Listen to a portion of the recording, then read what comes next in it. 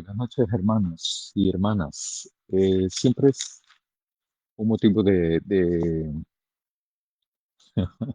un motivo de alegría, pero también de gusto, eh, reflexionar, dedicar este tiempo para poder reflexionar en, en este momento en la epístola según Juan, en el capítulo número 3. Ahora vamos a hablar sobre las implicaciones que tiene el ser llamados por Dios hijos e hijas de Dios. En el capítulo, este capítulo es un capítulo muy determinante para mí. Es un capítulo que plantea muchas cosas, clarifica muchas cosas, pero también hace un importante llamado a todas aquellas personas que han depositado su fe en Jesucristo, pero también en Dios. Es un capítulo que llama mucho a definirse y a tomar en serio esto, ¿verdad? Esto de ser cristiano y ser cristiano. Somos hijos, somos hijas de Dios y es Dios quien, según Juan, nos llama de esa manera. No a todas las personas les llama hijos e hijas. En este capítulo 3 es sumamente importante porque constituye un llamado entre líneas. No está literalmente así, pero sí está un llamado a definirnos por Dios y a creer, a crecer en el proceso de ser un creyente, un cristiano, una cristiana madura, ¿verdad? De abandonar la superficialidad de la fe y profundizarlo en esto, no solo en conocimiento.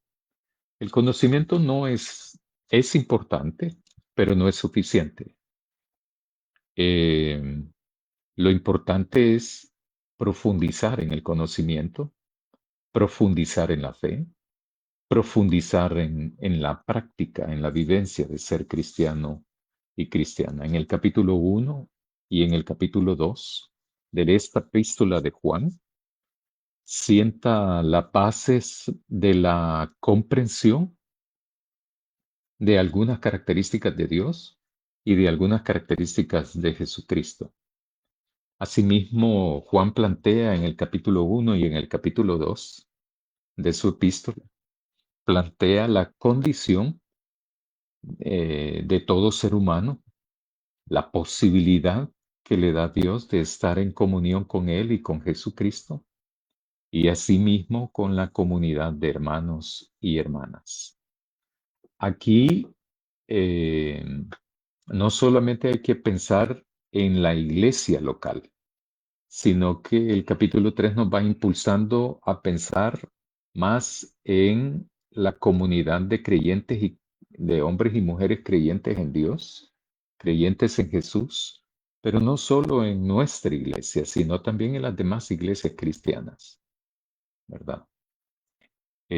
Por otra parte, plantea Juan en los capítulos anteriores, el 1 y el 2, eh, algunos desafíos que se enfrentan tanto adentro de la congregación, de la comunidad de fe, de la iglesia, como afuera de la iglesia. Toda persona que tiene fe en Dios, toda persona que tiene fe en Jesucristo, afronta desafíos, afronta retos también y desafíos.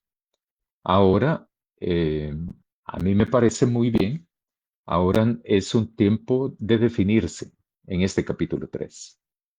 Juan está haciendo eso de una manera muy clara, muy elegante y muy clara. Definirse por una vez por todas, ¿verdad? Definirse por creer en Dios, definirse por creer en Jesús o estar fuera de eso, ¿verdad? Este, por eso quiero invitarlos a leer el versículo 1 y el versículo 2 de la epístola de Juan, el capítulo 3. versículo 1 y 2. Mirad cuál amor nos ha dado el Padre para que seamos llamados hijos de Dios. Por esto el mundo no nos conoce, porque no le conoció a Él. Amados, ahora somos hijos de Dios, y aún no se ha manifestado lo que hemos de ser, pero sabemos que cuando Él se manifieste, seremos semejantes a Él, porque le veremos tal como Él es. Juan inicia diciendo que el amor de Dios es de una manera determinada. Juan ama a las personas que tienen fe en Él. Juan dice que Dios ama a las personas que tienen fe en Él. En otras palabras, dice a las personas que tienen fe en Él. Y por ese amor que les tiene a esas personas que tienen fe en Dios, les otorga ser llamados hijos e hijas de Dios. Amados, ahora somos hijos de Dios. No habla Juan, vamos a llegar a ser en algún momento determinado hijos de Dios, hijas de Dios. No, no, no. El creer en Dios, pero también tiene otras implicaciones. Es que creer en Dios es una integralidad. No, yo no puedo creer en Dios, ni ustedes tampoco, ¿verdad? Porque así lo plantea Juan en el capítulo 3, pero también en los versículos anteriores, ¿verdad? Nadie puede decir de que anda en la luz si no ama al hermano, por ejemplo, en los capítulos anteriores. Nadie puede decir que anda en la luz, o sea, porque Dios es luz, no anda en Dios y sigue pecando, por ejemplo.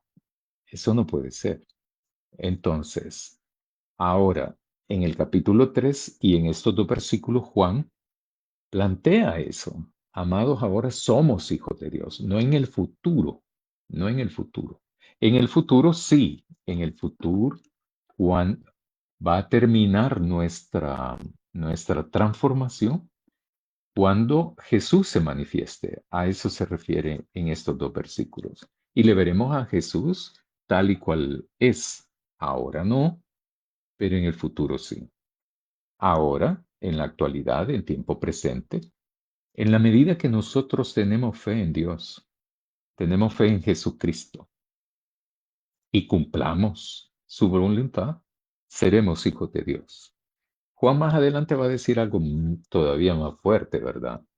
No seremos hijos de Dios, pero ya somos en tiempo presente hijos de Dios. No, Juan, como recalco, no está diciendo que vamos a ser llamados hijos de Dios. No. Si creo en Dios, me convierto también en un hijo de Él, en una hija de Él.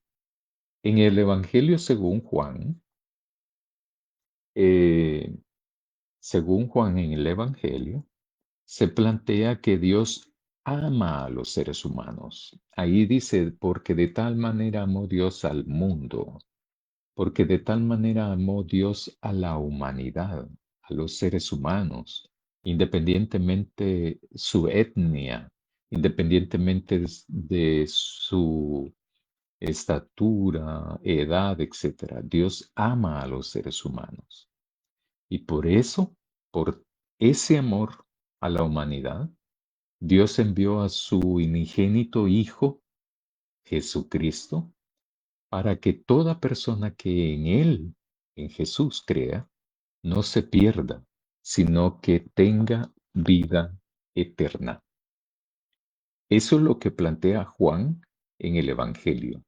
Aquí, en la epístola, es otra cosa más profunda todavía, pero también más específica. En el Evangelio, Juan escribe de que Dios ama al ser humano y para entonces envía a su Hijo Jesucristo. En la epístola, en el capítulo 3, está hablando de que Dios ama a las personas que creen en Él. Mirad cuál amor nos ha dado el Padre para que seamos llamados hijos de Dios. Los hijos de Dios, las hijas de Dios, son las personas que han reconocido, identificado y tener fe en Jesucristo. Y por haber hecho eso, por reconocer eso, identificar a Jesús, confesar su pecado y entregarse a Jesús, entonces son llamados hijos de Dios. Estoy haciendo referencia a los otros dos capítulos también anteriores, del 1 y el 2. Hijos, hijas de Dios serán los que andan en la luz. Los que no andan en la luz no son hijos de Dios. Los que están en comunión con Dios y con Jesús serán llamados hijos de Dios. Los que están en comunión con todos los demás hermanos y hermanas en la fe serán hijos e hijas de Dios. Los que guarden, los que vivan, los que practiquen los mandamientos, o sea, la voluntad de Dios, serán los hijos y las hijas de Dios. Los que andan como Jesús anduvo, los que se comportan, los que piensen, los que sientan, los que actúan, los que vivan así como Jesús fue, serán hijos e hijas de Dios. Los que hacen justicia, porque Jesús es justo, porque Dios es justo, los hijos y las hijas de Dios serán justos también. Estos, todos los que hagan esto que acabo de mencionar, entonces serán hijos, hijas de Dios. Quiero invitarles ahora a buscar en el versículo 3 al 9 de este capítulo 3 de la epístola de Juan, del 3 al 9.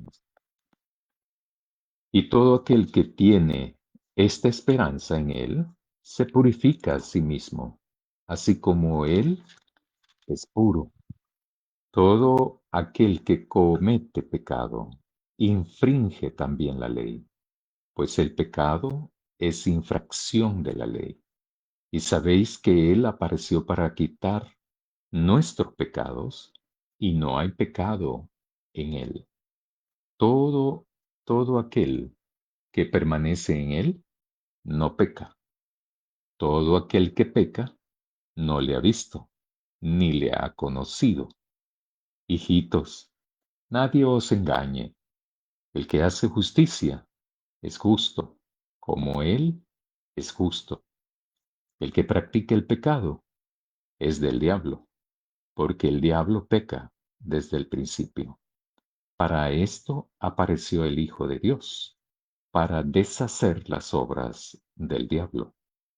Todo aquel que es nacido de Dios no practica el pecado, porque la simiente de Dios permanece en él y no puede pecar, porque es nacido de Dios. Esta sección es bastante fuerte, pero fuerte en el significado, fuerte en clarificar las cosas. No es fuerte en grosero, no es fuerte en repugnante, no es ese tipo de fuerza a la que me refiero, sino que es claro el mensaje. No hay donde perderse, ¿verdad? No hay que buscarle subterfugios a esto, no hay que buscarle rendijas para evadirlo, sino que Juan es claro, ¿verdad? Y claro, Juan escribe que toda aquella persona que cree en Dios, que cree en Jesús, que tiene fe en Dios, que tiene fe en Jesucristo, permanece en ellos, está en comunión con ellos. Toda persona que cree y que tiene fe en Dios y en Jesucristo permanece en comunión con ellos. Pero también en estar en comunión con Dios, el estar en comunión con Jesucristo, por lo tanto, no peca esa persona. Por eso decía, tener fe es algo integral, decía hace unos minutos. O sea, nadie puede decir que tiene fe en Dios y ser pecador, por ejemplo, en otras palabras. Ninguna persona que dice, no, yo creo firmemente en Dios, ¿verdad? Yo tengo fe en Jesucristo y peca. El estar en comunión con Dios me hace romper con el pecado. Contrariamente, todo aquel que peca, dice Juan, todo aquel que peca no le ha visto ni le ha conocido. O sea, realmente lo que quiere decir es, no cree en Jesús. Porque ninguno de nosotros ha visto a Jesús, ¿verdad? No se refiere a eso. Se refiere que no le conoce. Porque si le conociéramos, permaneciéramos en Él. Si le conociéramos, permaneciéramos en Él. Y si permanecemos en Jesús, no cometiéramos pecado. Eso es a lo que me refería yo al principio de la reflexión de que Juan lo que nos está diciendo acá es una definirse, pues. No como acostumbran el dicho, ¿verdad? Es que yo tengo un pie en el mundo, por decirlo de esta manera alegórica, ¿verdad? Estoy con un pie en el mundo y un pie en la iglesia, ¿verdad? Puede ser que sí, pero lo importante aquí es estar en comunión con Dios, no estar en comunión con el mundo, con el pecado y en comunión con Dios. Eso no puede ser, no es posible para Juan, ni para nadie de los escritores en toda la Biblia. Puede ser eso, ¿verdad? Menos para Jesús. Entonces, si una persona, porque dice en el versículo, ¿verdad? Todo aquel que peca no le ha visto, ni le ha conocido entonces. Porque si le conoció, si sabe quién es Jesús, si sabe por qué vino, si sabe para qué vino, Jesús. Si uno lee los evangelios, ¿verdad? Entonces uno descubre para qué vino Jesús. ¿Qué es lo que espera Jesús que yo haga también? Eso lo sabemos. Entonces, todo aquel que peca, no le ha visto, no le ha conocido. O sea, realmente el que peca no le conoce a Jesús. No tiene fe en él. ¿Por qué? Porque sigue pecando. Y si sigue pecando, vive en tinieblas, como dice Juan. O sea, no tiene nada que ver con Dios, porque Dios es luz y no tiene nada que ver con las tinieblas. Entonces uno tiene que definirse, o está con Dios, o está en la tiniebla, o está en la luz, o está en las tinieblas. El que practica el pecado, dice Juan, en esta sección que hemos leído, el que practica el pecado es del diablo. O sea, no es de Dios. Yo me preguntaba, ¿verdad? Me preguntaba, ¿puedo ser de la iglesia y ser del diablo? ¿Puedo llegar a la iglesia y ser del diablo? ¿Qué piensan ustedes?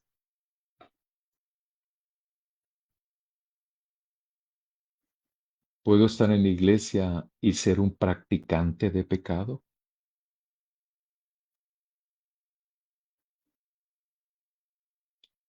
Dice, todo hijo, toda hija de Dios es llamada, así como hijo, como hija de Dios, es llamada así porque rompió con el pecado, porque tiene fe en Jesús, tiene fe en Dios y rompió como consecuencia de esa fe, rompió con el pecado. rompió con esa práctica anterior de pecado. O hay otras expresiones que también son muy comunes, ¿verdad? Abandonó la vida de pecado, abandonó la práctica del pecado, dejó de ser el viejo hombre, la vieja mujer, etcétera, etcétera, etcétera, ¿verdad? Hay unas que hasta son muy bonitas las figuras, ¿verdad? Que se, que se expresan, que se dicen comúnmente. El expresarlo es bueno, pero lo más importante es asumirlo, definirlo, vivirlo. O sea, de una vez por todas, ¿verdad? Todo hijo y toda hija de Dios es llamada así porque rompió con el pecado. Se definió por Dios. Y como dice Juan, ¿verdad? Se definió por Dios y no por el pecado. Se definió por Dios y no por el diablo. Se definió por Dios en lugar de seguir practicando el pecado o los pecados, ¿verdad? Juan profundiza eso y en el versículo 10, por ejemplo, dice, en esto se manifiestan los hijos de Dios y los hijos del diablo. Todo aquel que no hace justicia y que no ama a su hermano, no es de Dios.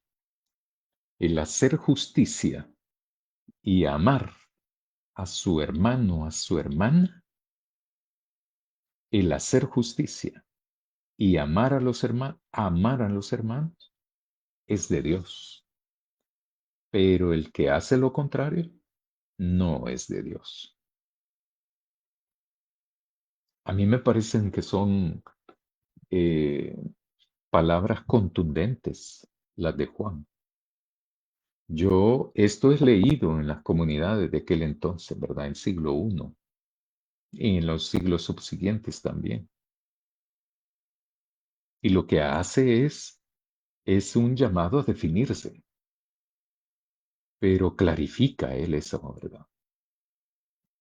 Eh, no está diciendo que uno es hijo del diablo por otras cosas, sino por practicar el pecado. Eso es todo, ¿verdad? No dice qué tipo de pecado, no dice si los pecados son fuertes o débiles, eso no existe, pues, ¿verdad? Ese es un, es una manipulación que algunas personas hacen, ¿verdad? Como eso de mentiras blancas y mentiras rojas o mentiras negras, ¿verdad? Eso, falso, ¿verdad? Mentir es mentir. Eh, ¿Cómo sabemos que hemos pasado?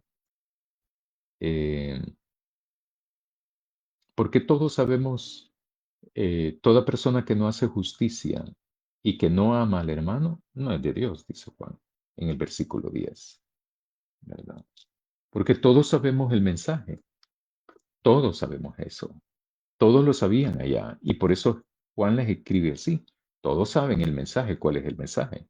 Que nos amemos unos a otros. Ese es el mensaje, como está planteando Juan aquí en la epístola. Y eso se lo dice a las comunidades aquí, allá en la época, ¿verdad? Del siglo I y siglos subsiguientes. Pero eso también lo sabemos nosotros ahora. Pero casi no hablamos de eso. No hablamos de las dimensiones éticas de todo eso, ¿verdad? ¿Cómo sabemos entonces que hemos pasado de muerte a vida en que amamos a los hermanos? Y todo aquel que no ama al hermano permanece en la muerte. O sea, a mí me llama mucho la atención Juan, ¿verdad? Porque en este capítulo 3 no va golpeando a nadie. No es como pensamos de que, qué grosero, ¿verdad? Qué fuerte esas palabras. No, está como que estuviera taladrando, golpeando, podando. No, no, no, no se trata de eso. Se trata que dice las cosas tal y como son. No es nada de grosero eso. Lo que pasa es que es claridad. Y quizás lo claro no me permite a mí, por ejemplo, evadir. No tengo para dónde escapar. En otras palabras, o amo a los hermanos o amo a los hermanos, pues. Amo a los hermanos, soy de Dios. No amo a los hermanos, no soy de Dios. Punto. Tengo fe en Jesús, soy de Dios. Soy hijo de Dios, hija de Dios. Y por lo tanto amo a los hermanos. Ahora, ¿qué significa entonces amar a los hermanos? Juan plantea un... Yo estoy convencido de que amar al hermano implicará una serie de actitudes, no solo razonamientos, no solo palabras, sino que también actitudes, comportamientos que puedan evidenciar que realmente amo o no amo a los hermanos y a las hermanas. ¿Qué dice Juan en el versículo 16? Dice, en esto hemos conocido el amor, en que Él puso su vida por nosotros. También nosotros debemos poner nuestra vida por los hermanos. Fuerte, ¿verdad? ¿Somos capaces de hacer eso? ¿Soy capaz yo de poner la vida por los hermanos y por las hermanas?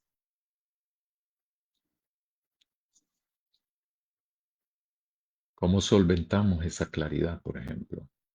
¿Cómo la solvento yo? ¿Verdad? ¿Soy capaz de dar la vida por mi familia? Ahí se torna un poco quizá fácil, ¿verdad? Por mis amigos, por mis amigas. Pero aquí se refiere no a los amigos y amigas, sino a los hermanos y hermanas, creyentes en Jesús. Somos capaces de dar, seríamos capaces de dar la vida por los hermanos y hermanas. Más de alguno es posible que pueda pensar, no, pero hay que analizar bien qué es eso de dar la vida, ¿verdad? Para buscar atenuantes, para buscar diluyentes, ¿verdad? Para escapar del compromiso, para escapar de la realidad, para escapar de la claridad del mensaje. No hay donde perderse esto ni de tanto explicar, ¿verdad? Y entonces, así como Jesús entregó la vida por nosotros, Juan dice que debemos entonces nosotros entregar nuestras vidas por los hermanos.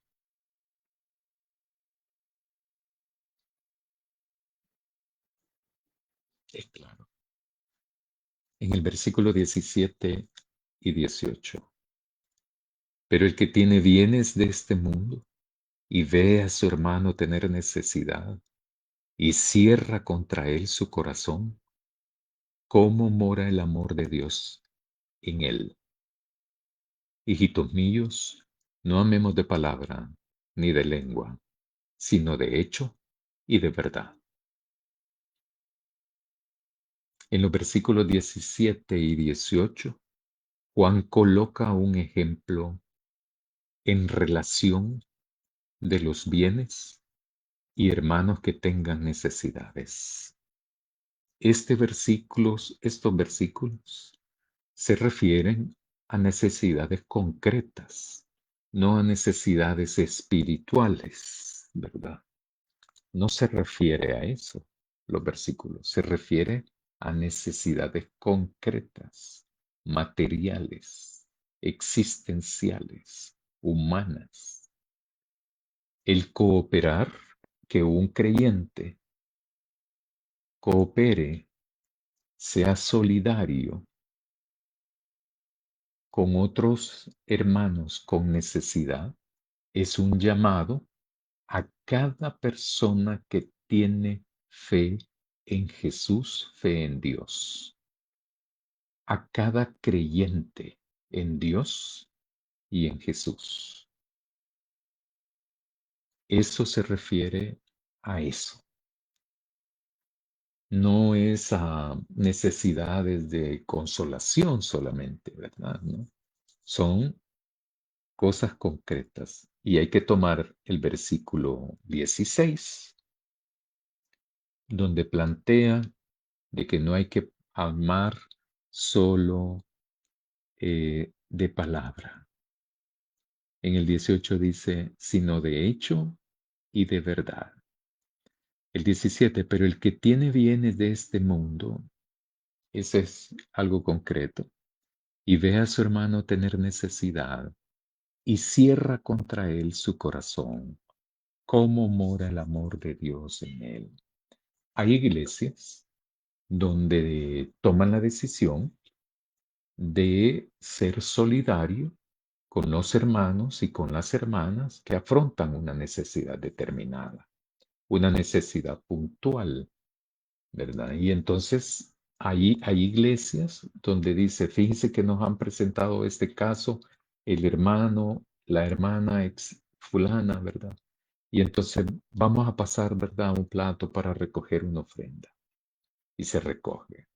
Hay otras iglesias, hay diferentes maneras, ¿verdad? Hay otras iglesias que hacen determinada recolección de ofrenda una vez al mes o cada domingo, ¿verdad? Y lo hacen. Y le llaman de diferente manera. Hay maneras como, por ejemplo, ofrenda solidaria. Hay iglesias que lo hacen así como también reflejadas en los presupuestos, ¿verdad? Y que vamos a destinar de la recolección un porcentaje para un fondo de amor, un fondo de solidaridad, ¿verdad? Un fondo de compasión. Hay otras iglesias que le han puesto de pastoral de consolación, etcétera, etcétera, etcétera. Hay manera, ¿verdad? Yo considero que hay iglesias, muchas iglesias que lo hacen, eso. Y entonces los hermanos ofrendan, individualmente ofrendan para ese fondo en específico, en cumplimiento con estos versículos del 16, 17 y 18. Ahora, vamos un poco más adelante. Mayoritariamente, mayoritariamente escuchamos, mayoritariamente creemos que ser cristiano, ser cristiana, es recibir bendiciones de Dios. Muy poco escuchamos, muy poco creemos en términos generales que de la responsabilidad de todo creyente en Dios deberá de darle a Dios. Es como en gratitud, como devolvemos esto en gratitud. No porque Dios vaya a ser más Dios, ¿verdad? Sino porque nazca en el amor, nace eso de entregarnos y darnos a Dios. En el versículo, por ejemplo, en el versículo 23 dice, y este es su mandamiento, que creamos en el nombre de su Hijo Jesucristo y nos amemos unos a otros como nos lo ha mandado. No nos ha rogado, no nos ha solicitado, no nos dicen si quieren, ahí se aman. No, no, no, ¿verdad? Lo que dice ahí, creer en Jesucristo y amar a los hermanos, nos ha mandado Dios a eso. Porque no puede haber una sin la otra, según lo que plantea y yo interpreto de la epístola. El amor a los hermanos, el amor a los hermanos, el amor a las hermanas, es a toda persona que cree en Dios. Si tengo fe, como consecuencia de esa fe, me llama, me manda a amar a los hermanos y hermanas. Si no creo, no me llama. Si yo no tengo fe en Dios, Dios no me manda a hacer eso. Eso es para los creyentes, nada más. Para las personas que no han asumido un compromiso, no, no le hace ese mandato. En el 23, eso es lo que plantea Juan. Y este es su mandamiento. Es su mandamiento.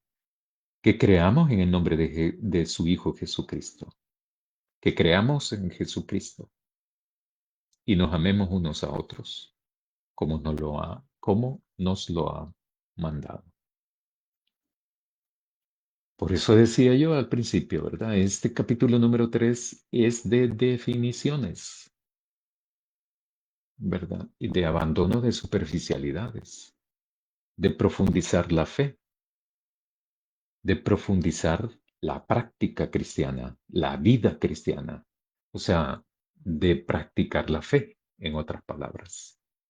La fe no solamente es una cuestión conceptual, de creencia, de saber, de conocimiento.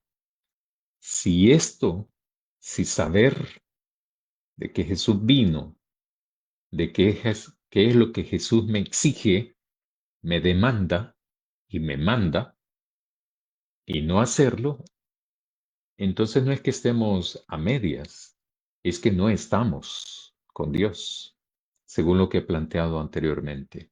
Porque entonces lo que reina es el pecado en nosotros. Ser un practicante del pecado es no tener nada que ver con Dios. ¿Qué podemos entonces empezar a hacer? Cómo puedo yo amar a alguien que solo sé que se llama fulano de tal, ¿verdad? Eh, pero que son pequeñitas cosas, ¿verdad? Que podemos ir haciendo. Uno, identificar que hermanos y hermanas no llegan a la iglesia los domingos, a la celebración. ¿Sabemos eso? ¿Sabemos cuántos domingos falta a un hermano o una hermana?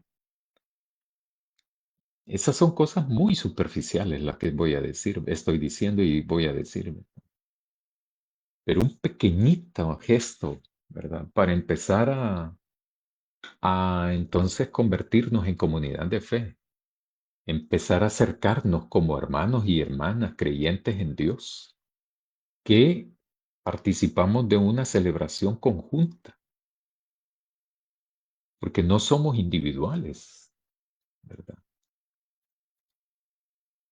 Porque una cosa es en profundidad, ¿verdad?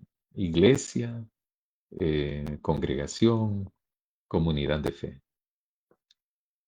Identificar que hermanos y hermanas no llegan, no han llegado un domingo. Orar por esos hermanos y hermanas. Si tenemos los números de teléfono, entonces poderle mandar un mensaje por WhatsApp o llamarle por WhatsApp o una pequeña llamada de 1 minuto, 2 minutos y orar por ellos, por esos hermanos y hermanas.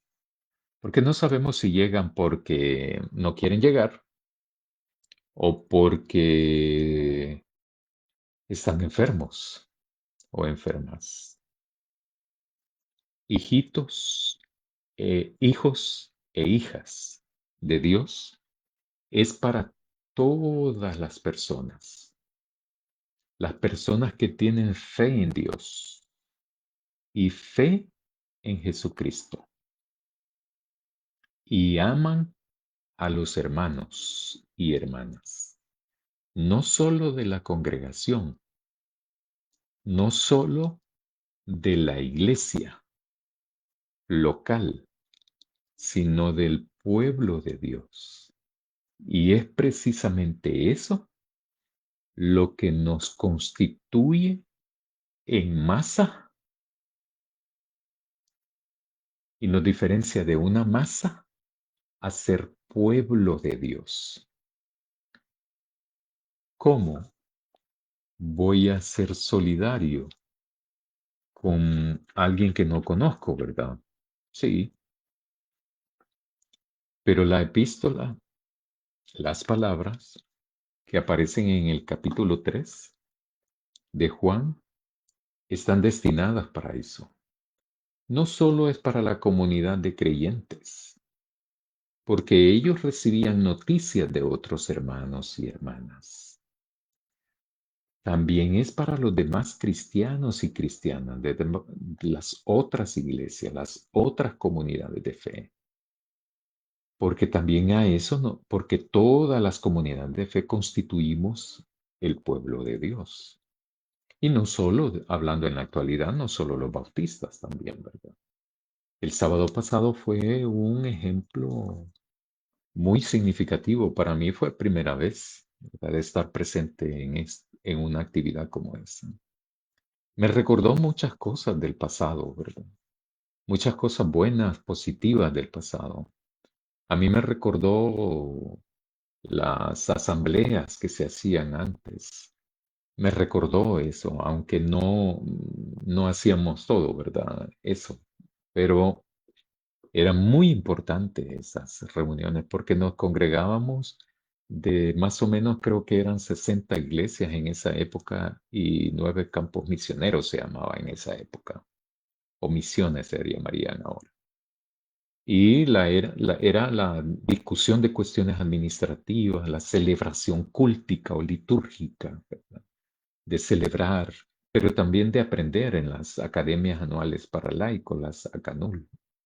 Entonces había todo un poco eso, ¿verdad? Había compañerismo, muchas cosas se hacían ahí, como por ejemplo coordinaciones para invitar a un pastor a otra iglesia, a una iglesia a otra iglesia, para poder compartir aniversarios, etcétera, etcétera, ¿verdad? La celebración fue, para mí, fue muy significativa, muy importante, muy esperanzadora, pero también muy desafiante también, ¿verdad? Porque pudimos ver un mosaico de, de, de diferentes líneas teológicas también ahí, ¿verdad? Pero que fuimos capaces de reunirnos y celebrar juntos y juntas.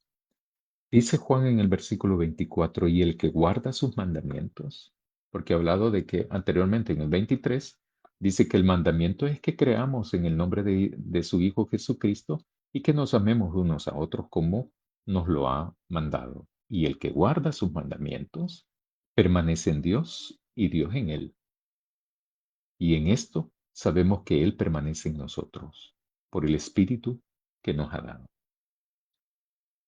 En nuestra iglesia, el llamado es a eso, a guardar los mandamientos de Dios, a hacer la voluntad de Dios, a creer en nuestro Señor Jesucristo, a tener fe en nuestro Señor Jesucristo y amarnos entre los hermanos y hermanas. Y amarnos de verdad, que sí nos importe saber que la congregación está bien, que todos sus integrantes, saber qué es lo que pasa con ellos, ¿verdad? Saber por qué no llegan a la iglesia, saber que los que llegan estén bien también y poder disfrutar la presencia de Dios y la presencia de los hermanos y hermanas para una celebración. Hijos e hijas de Dios es para todos aquellas personas que creen en Dios, creen en Jesucristo, no practican el pecado y que no practican el pecado. Al contrario, que practican la voluntad de Dios, amando a los hermanos y hermanas de la congregación local, sí, pero también con una proyección hacia el pueblo de Dios. Queridos hermanos, oremos. Querido Dios, te agradecemos porque nos invitas a conocerte y lo poco o lo mucho que te conocemos, a practicar eso que sabemos de ti y que sabemos de tu voluntad. Ayúdanos a amar de verdad. Ayúdanos a hacer tu voluntad siempre, constantemente, permanentemente.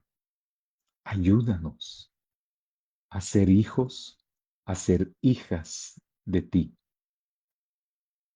y a ser dignos y dignas representantes de ti en los lugares donde estemos y nos encontremos. Bendícenos, bendice a los hermanos y hermanas de la iglesia y de todos los creyentes en el país, de las diferentes iglesias. Ayúdanos a entendernos, ayúdanos a unirnos para poder celebrar de que somos pueblo de Dios, redimido por tu sangre, por tu vida, pero sobre todas las cosas, a convertirnos en proclamadores de tu reino aquí en la tierra. Bendícenos a todos y a todas. Amén. Buenas noches, hermanos y hermanas.